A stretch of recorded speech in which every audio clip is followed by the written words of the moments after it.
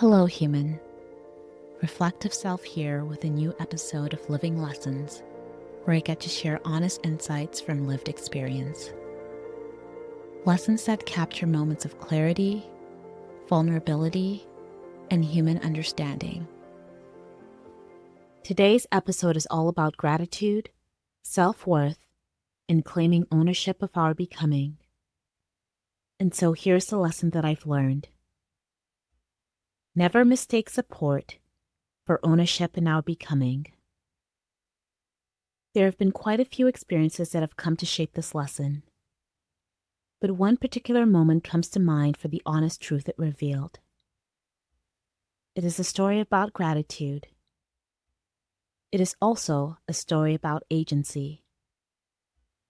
And perhaps, most importantly, it is a story about learning how the two never needed to compete. Simply coexist. Although I managed to piece parts of the story back together through old emails and paid receipts, the specifics of that season still remain hazy. All I can promise is honesty and the residue of the words and emotions that stayed with me. It was a time in my life when I desperately needed to break out of the day-to-day routine. I was looking for new experiences and ways to expand beyond the 5-day work week.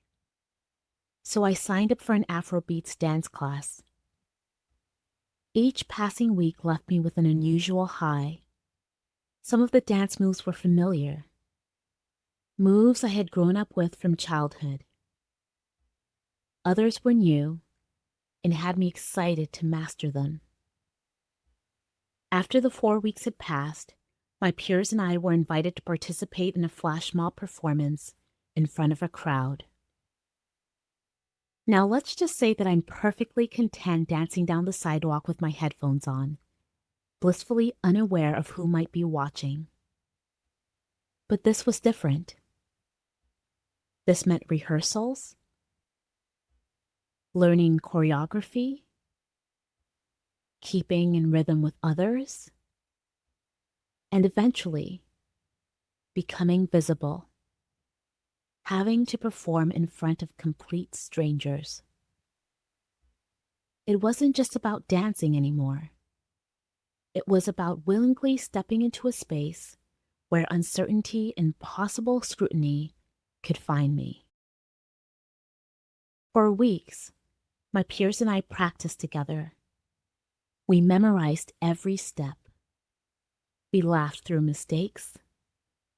We mastered the art of releasing imaginary dollar bills into the air with just the palms of our hands. And then the day finally arrived. The nerves I thought would freeze me in place somehow became the very thing that carried me onto the concrete floor. Minutes, days, and weeks after that moment, I couldn't help but reminisce. Not because the performance was perfect, but because a past me had asked for ways to be expanded. And opportunity, paired with my own willingness and curiosity, answered the call.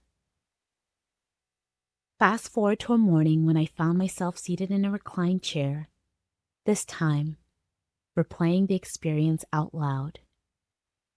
And just as another smile was about to emerge on my face, I was abruptly interrupted.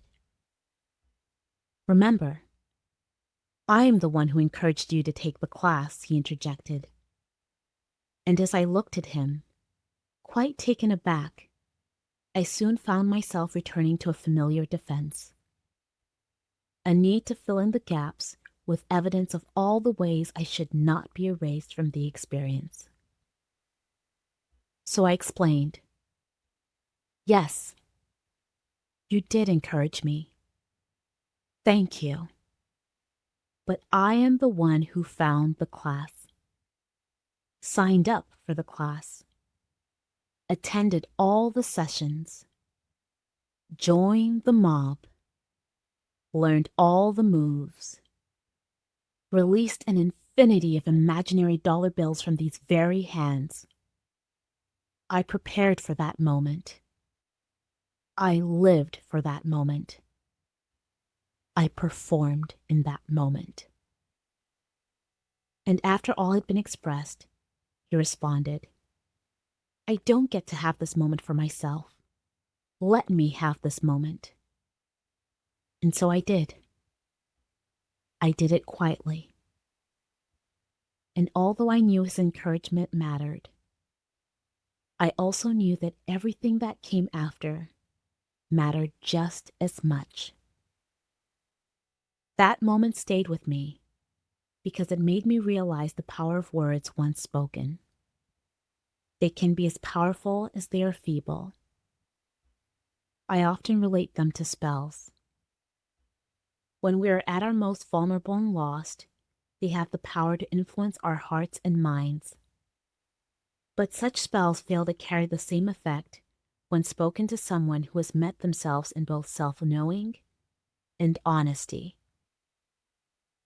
With just 3 words, we can feel the most empowered. With just 3 words, we can feel the most diminished. Some words, when spoken with enough weight, inch us closer towards self-erasure. Words such as, I encouraged you. You owe me. I built you. They often come from spaces we least expected. From a friend who helped push open doors to new opportunities, to a partner who made it possible for us to pursue our dreams, to loved ones who financially supported us through a difficult season.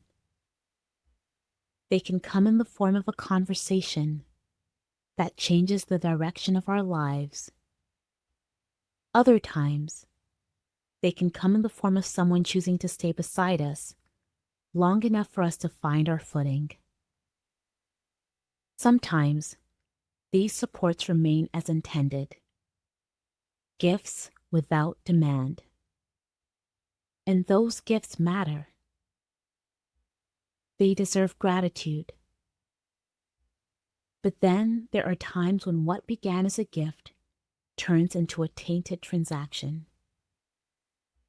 We are constantly reminded of the role they played in our lives. We can feel the silent and assumed debt that is placed upon us. We observe the ways they take credit for every part of our becoming. On the surface, we aren't blind to the reality. We acknowledge the support. We remain in recognition of it and forever grateful for it. Yet sometimes, those very same acknowledgments aren't reciprocated, because one role begins with planting the seed, the other comes with the responsibility for helping that seed stay rooted. What we often see are the milestones, the performance, the promotion, the degree, the finished project, the financial stability, the healed relationship, the life that eventually blooms. But what often remains unseen is buried deep beneath the surface. Past the surface are the stories that don't often get told, the ones that remain when everyone eventually returns to their lives and we are left without a witness. It is the many sleepless nights we spent wrestling with uncertainty. It is the moments we had to peel ourselves off the floor to face yet another day. It is in the repetition of showing up, whether we arrive as superheroes or mere mortals. Sometimes in silence, sometimes in tears, sometimes with nothing more than enough strength to simply continue. That is the part becoming asks of us. to live in the transformation, to make the difficult choices, to endure the discomfort, to keep showing up. It is deeply personal work, one that can't be done on our behalf, one that can only be claimed by the person who became.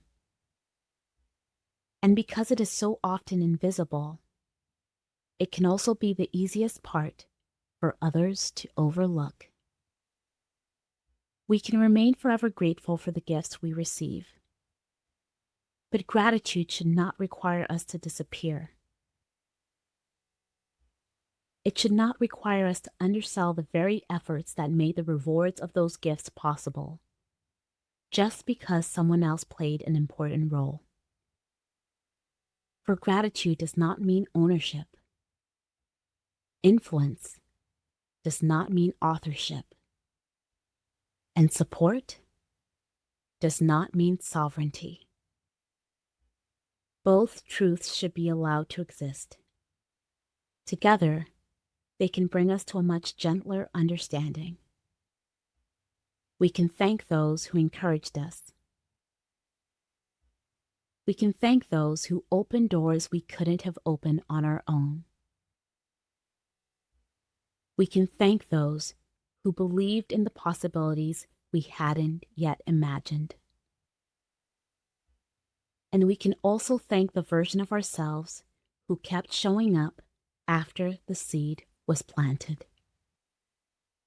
So if ever those words make their way to us, I encouraged you. You owe me. I built you. We can gently respond, thank you. Truly, you offered the tools, and I did the building. So in kind, I must thank myself too. I can thank myself for staying, for persisting, for becoming. And that is the lived lesson that I've learned. It's not a universal prescription, but it is mine. Keep what stays, release what doesn't. Until next time.